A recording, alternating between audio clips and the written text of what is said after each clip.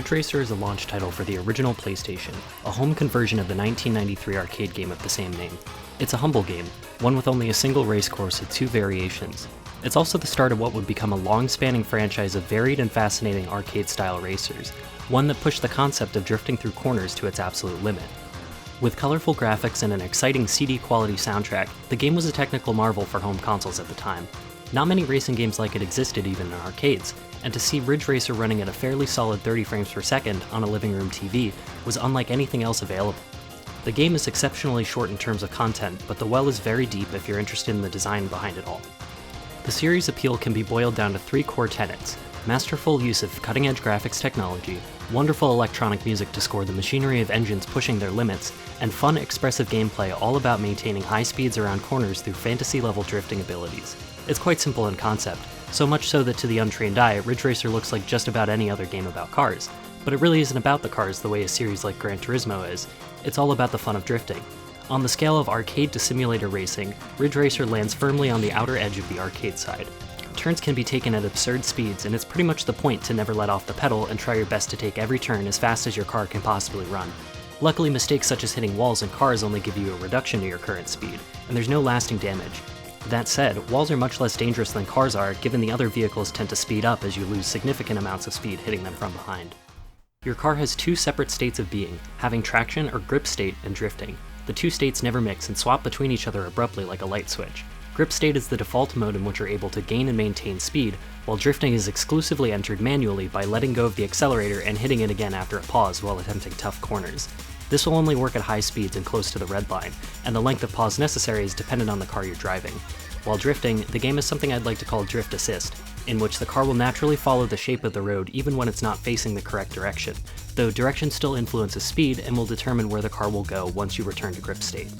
In this first game, you can only choose between 4 different starting cars with a variety of statistics for different skill levels and playstyles. The first car, number 3 FA Racing, is the best choice for beginners looking to learn the mechanics of drifting. The stat sheet shows it is fully balanced, though in my opinion the acceleration is a bit sluggish. This car has about a second's pause on the accelerator for a drift, so be sure to anticipate hairpins a little early to get the best out of the turn. General handling is quite comfortable and it takes many turns a lot easier than most of the other cars on the roster. Next is number 4 RT Ryugu, a grippier car that's tailored to those who would rather drift as little as possible. I could barely get this thing to drift at all, and it took very harsh turn angles alongside an even longer pause to initiate a drift state. Aside from that, the handling of this car is the best out of any of the base lineup. Number 2 RT Yellow Sovalu is a car meant for intermediate or advanced players who want to pull off more complex drifts. The handling is quite poor, especially if you're playing on the standard D-pad controller, more on that later, but acceleration is the best of the entire set. With the ability to initiate drifting with an even shorter pause, it's easier to enter a drift, but consequently harder to regain traction and re-enter grip state. That being the case, it's easy to run into walls and can turn a bad run into a bumper car fiasco. However, it's greatly satisfying to pull off drifts well with this car. The final car, number 12 RT Blue Sovalu, is quite similar to its yellow counterpart, with the exception being the acceleration is severely nerfed for the sake of a high top speed. This car is only recommended for expert players who are looking for a self-imposed challenge, as recovery from a crash is nigh impossible. There are a set of 8 extra cars you can unlock by beating the Galaxian intro, though I've never been able to do this myself, and the 4 starter cars all cover a wide enough variety of use cases as is. That leaves the final unlockable car, number 13 Black, also known as Devil. This car can show up in time trial races as a 3rd vehicle after the initial credits roll, and serves as the toughest challenge in the game as a requirement to unlock driving it yourself. It has the best acceleration and handling in the entire game, a beast to control but one that can likely be tamed by any player able to defeat the challenge required to drive it in the first place. Not that I'm aware firsthand, this thing is a monster on the road. The game also allows you to switch between automatic and manual transmission, and like most racing games, the automatic mode works great for those who don't want to juggle gear shifting on top of driving itself. However, I find this game simple enough that manual transmission is a good challenge for even those who aren't particularly used to racing games, or those who usually go with automatic when given the choice, such as myself. Manual mode allows for quicker recovery from mistakes, as controlling your own downshifts allows you to react faster than the automatic transmission does after a large crash. Aside from that, once you hit your top gear, you usually stay in it, given a good drift allows you to maintain the high speeds through corners effortlessly. Quick sidebar here, the game actually supports 2 different controllers.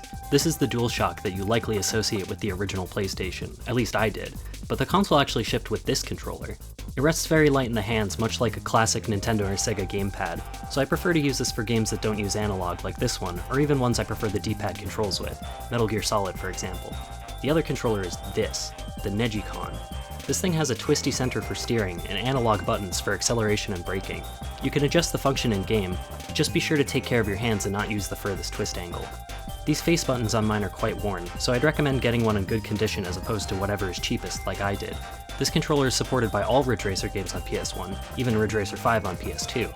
I'm not entirely sure on the specifics, but I've heard the protocol the Negicon uses is the same one as Racing Wheels, so it's supported in games like Gran Turismo, Wipeout, Ace Combat, and even more.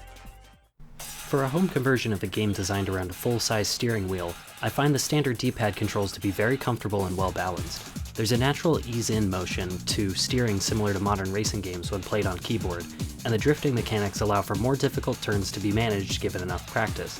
That said, the restrictions of digital on-off movement are enough to make certain challenges of the game harder than they were originally intended, especially the construction section at the end of the Advanced in Time trial races. The Negicon, on the other hand, controls the game like an absolute dream. There's a learning curve to using the thing for sure, but once you've gotten past the hurdle, it makes the game a lot more enjoyable than it otherwise would be. The smooth swivel motions of the controller allow for fine-tuned movements that otherwise would have to be done by carefully tapping the D-pad repeatedly. And the maximum turn angle is further than the standard controller even allows, making for some close saves possible that aren't otherwise. If you can manage to get your hands on one of these things, it absolutely is worth your while to make this game and series that much better. As I said at the beginning of the video, the game only features one racetrack with an added detour segment in the higher difficulty races. It's a scenic seaside mountain range that's expertly crafted.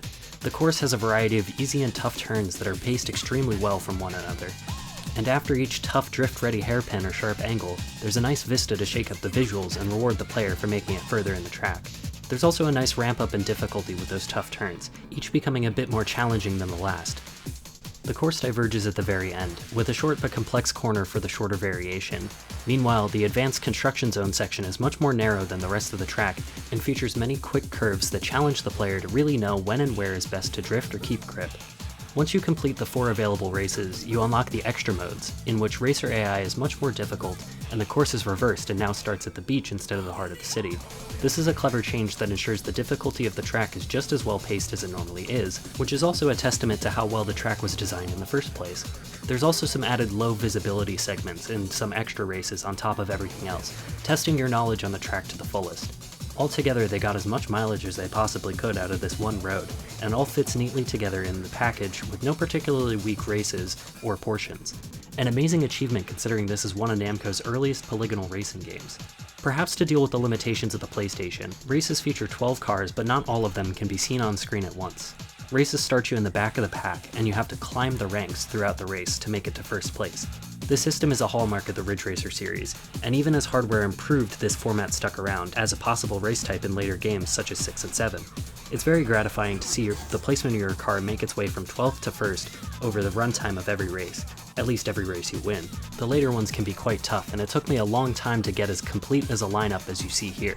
Try as I might, I was never able to beat these last 2 races, especially with the Devil car in the mix.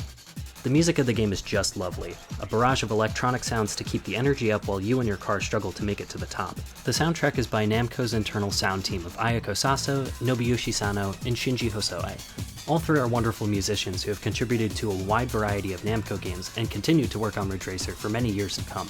You've already heard lots of the music from this game in the background of this video, but here are some standout tracks I wasn't able to fit in otherwise.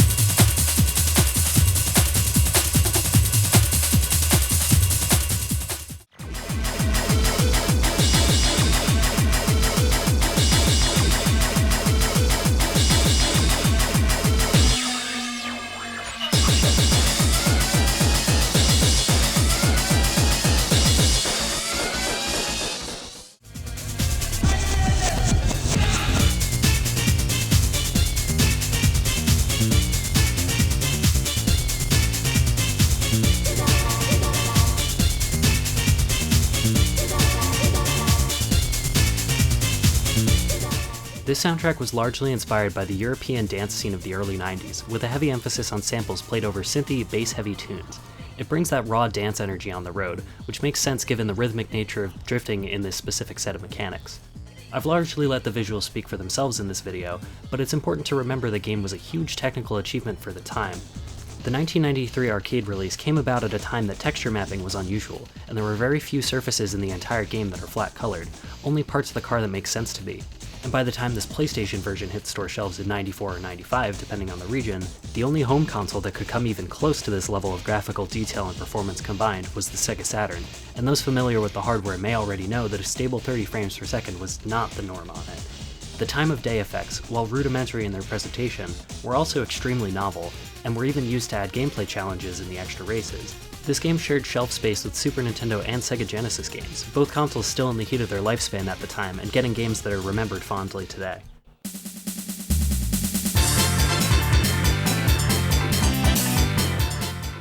The original home version of Ridge Racer is certainly a product of its time, but also one that had a sizable influence on games around it. It came about at a time of drift mania in Japan, during the era in which entry-level sports cars like the Mazda Miata, or Yunos Roadster in the region, and the Nissan Silvia line were racing along the steep mountain passes of the island. Most earlier racing games from the country, especially Namco's, were based on formula racing. Ridge Racer was different. It was about cars you could reasonably own doing things far beyond the dreams of young wannabe street racers, and it opened the door to games portraying the sensation of driving close to what cars actually felt like to drive in reality, despite the fantasy elements. Ridge Racer is a living piece of history, one I think avid PlayStation 1 collectors owe it to themselves to have and play.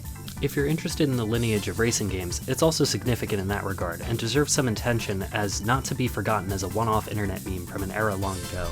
It's fairly cheap to find on eBay if you've got a local retro game spot, and it also serves as a decently fun challenge that holds up well, despite it being on the shorter side. Though, it wouldn't be long until the series would up the ante with both content and gameplay refinement. Next time on the Ridge Racer Retrospective, join me as we take a look at the wonderful but largely forgotten Ridge Racer Revolution, a game I think truly lives up to such a title.